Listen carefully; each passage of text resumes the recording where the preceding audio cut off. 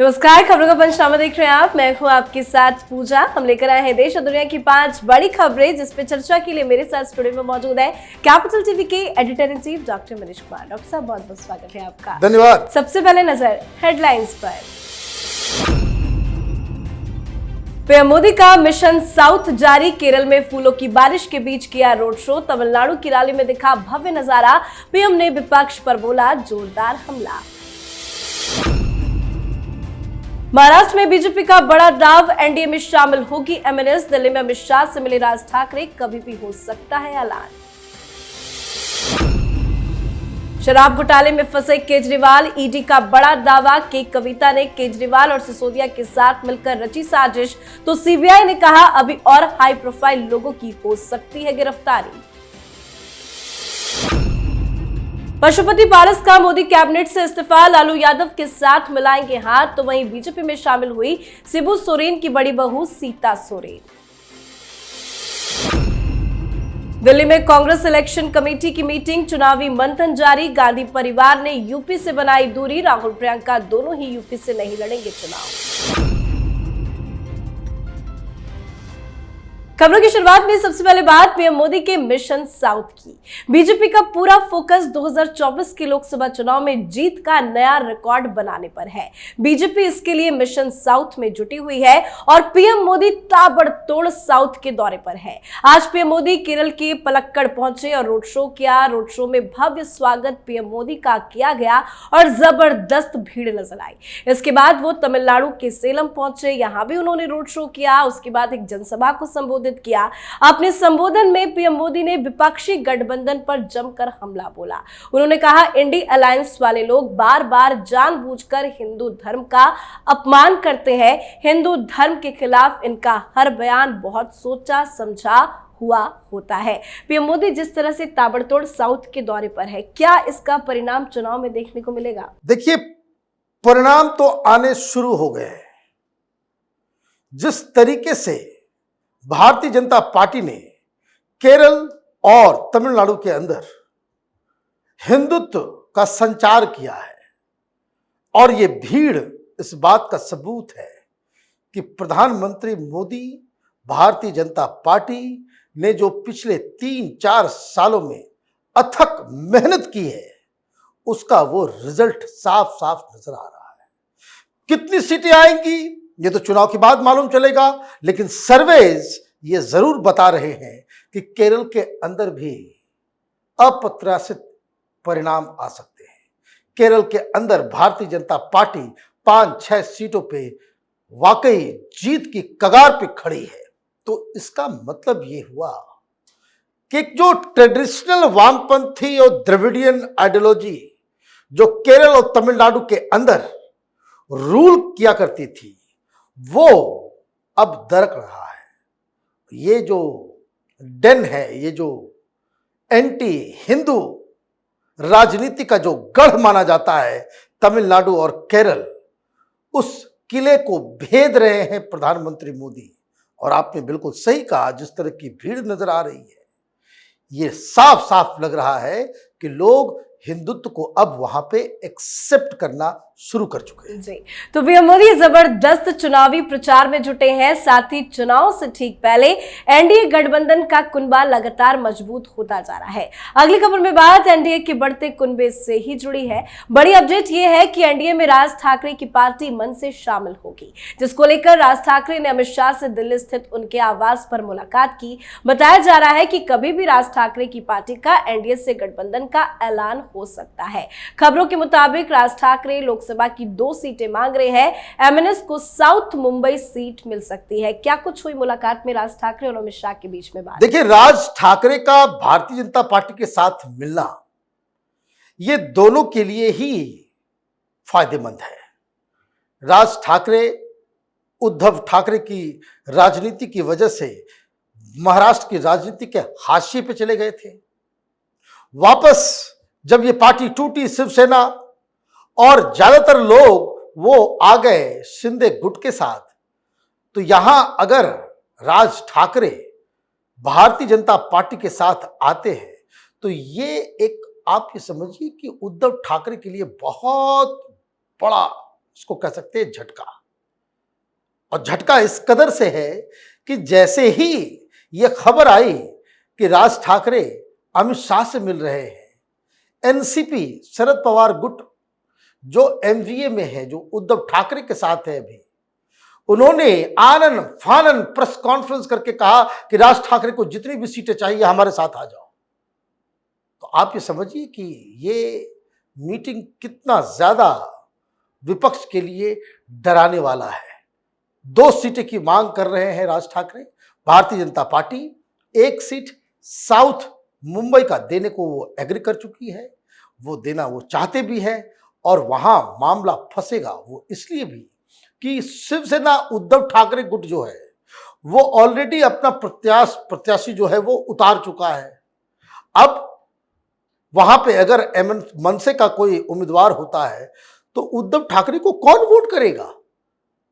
जो शिव सैनिक हैं, जो हार्डकोर हिंदुत्व की विचारधारा को आगे लेकर के जाने वाले लोग हैं, वो ऐसी पार्टी को तो बिल्कुल ही, चाहे उद्धव ठाकरे हो या कोई और, उसको वोट नहीं करेंगे जो सेक्युलरिज्म का राग अलापते हो, जो सीए का विरोध करते हो, जो राम मंदिर का विरोध करते हो, जो सावरकर को गालियां देते हो। तो ये एक बड़ा डेवलपमेंट है। कुछ सर्वे रिपोर्ट्स बता रहे हैं कि बहुत टक्कर का मुकाबला है, लेकिन जो ग्राउंड में लोग काम कर रहे हैं वो साफ साफ कह रहे हैं कि इस बार महाराष्ट्र में 48 में से 40 प्लस सीटें भारतीय जनता पार्टी के अलायंस को आने वाले हैं। चलिए बात अगली खबर की करते हैं, जो कि अरविंद केजरीवाल से जुड़ी हुई है, जो लगता है चुनाव से पहले जेल की सलाखों में होंगे, क्योंकि केजरीवाल को ऐसे ऐसे झटके लग रहे हैं जिससे केजरीवाल का बचना मुश्किल ही लग रहा है। मनीष सिसोदिया की आज न्यायिक हिरासत को 6 अप्रैल तक के लिए बढ़ा दिया गया। साथ ही मनीष सिसोदिया की जमानत का सीबीआई ने विरोध करते हुए कहा कि इस घोटाले में कुछ और हाई प्रोफाइल लोगों को गिरफ्तार किया जा सकता है। तो हाई प्रोफाइल का सीधा कनेक्शन केजरीवाल की तरफ इशारा कर रहा है। साथ ही ईडी ने एक और बड़ा दावा कर दिया।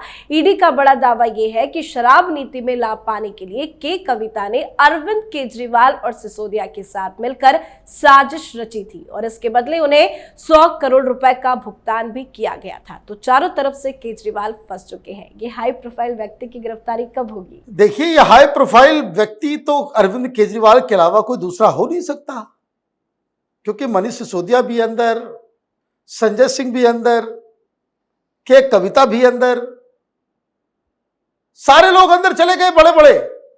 और उसके बाद भी कोर्ट में अगर यह कहा जाता है कि हम अगला एक बहुत बड़ी शख्सियत को गिरफ्तार करने वाले हैं, तो यह बड़ी शख्सियत तो केजरीवाल के अलावा कोई नहीं हो सकता।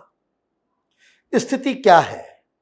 स्थिति यह है कि ईडी कोर्ट पे एक के बाद एक, देखिए स्थिति क्या है, ईडी कोर्ट के अंदर एक से एक बढ़कर खुलासे किए जा रहे हैं। लेटेस्ट क्या है? लेटेस्ट के कविता को लेकर के है कि के कविता ये साउथ ग्रुप बना करके इसने केजरीवाल के साथ, मनीष सिसोदिया के साथ, दोनों का नाम लिया जा रहा है कोर्ट के अंदर। इन तीनों ने मिलकर साजिश रची।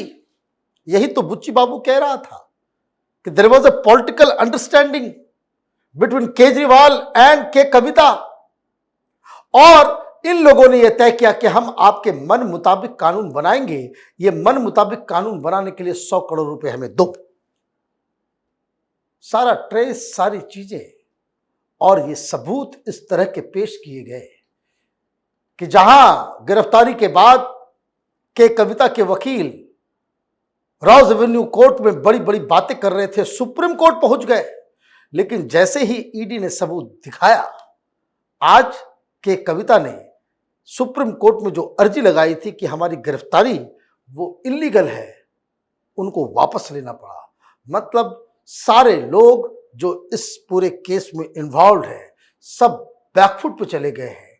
और यही सही मौका है उस बड़े शख्सियत के गर्दन को पकड़ने का। जी, अब बात अगली खबर की। चुनाव से पहले हलचल के बीच दल बदल का सिलसिला भी जारी है। बड़ी खबर बिहार से आई, जहां पशुपति पारस ने मोदी मंत्रिमंडल से इस्तीफे की घोषणा कर दी। एनडीए से पशुपति पारस अलग हो गए हैं, तो वहीं अब उनके इंडी गठबंधन में शामिल होने की खबर है, जिसको लेकर पशुपति पारस की लालू यादव से डील पक्की भी हो चुकी है। साथ ही खबर झारखंड से भी आई, जहां जेएमएम प्रमुख शिबू सोरेन की बड़ी बहू सीता सोरेन ने बीजेपी की सदस्यता ले ली है।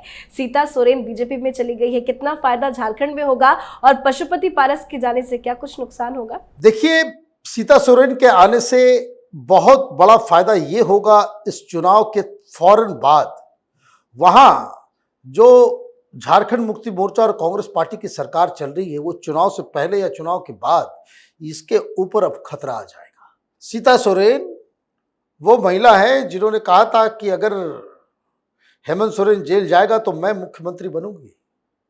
उनकी वजह से ही हेमंत सोरेन ने अपनी पत्नी कल्पना सोरेन को मुख्यमंत्री नहीं बनाया।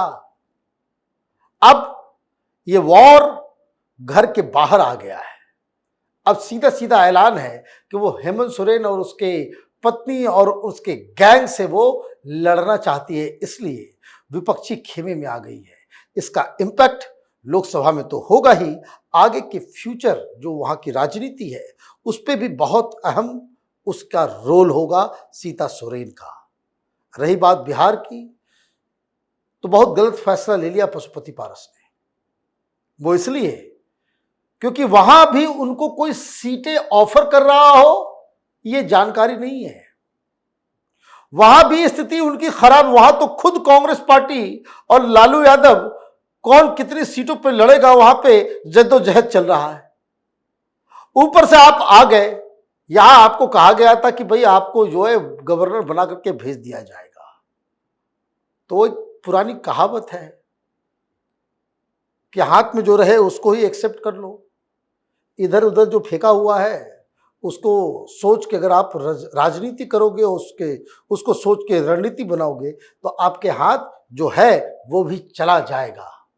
पशुपति पारस ने एक गलत फैसला लेकर अपने फ्यूचर पॉलिटिक्स के ऊपर एक कुठाराघात स्वयं किया है। जी, अब बात आज की आखिरी खबर की। चुनाव को लेकर कांग्रेस पार्टी भी मंथन पर जुटी है।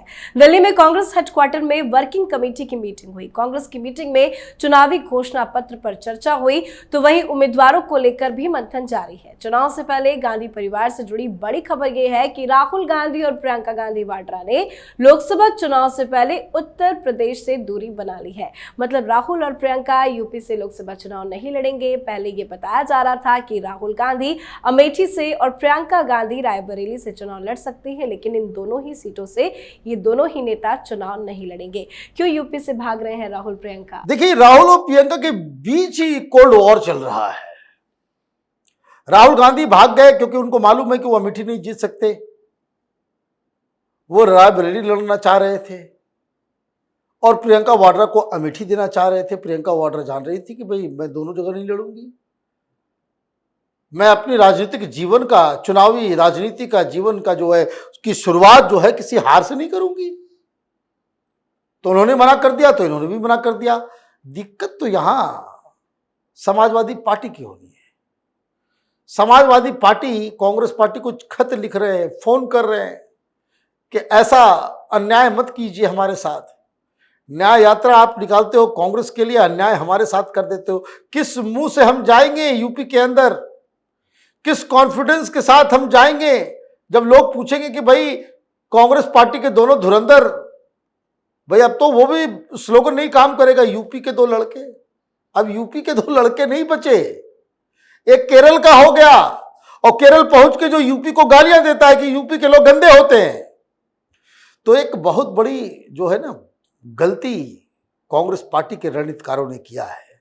ये चमचागिरी का असर है कि आप वहां से मत लड़िए, हार जाइएगा, और आपको हारना नहीं चाहिए।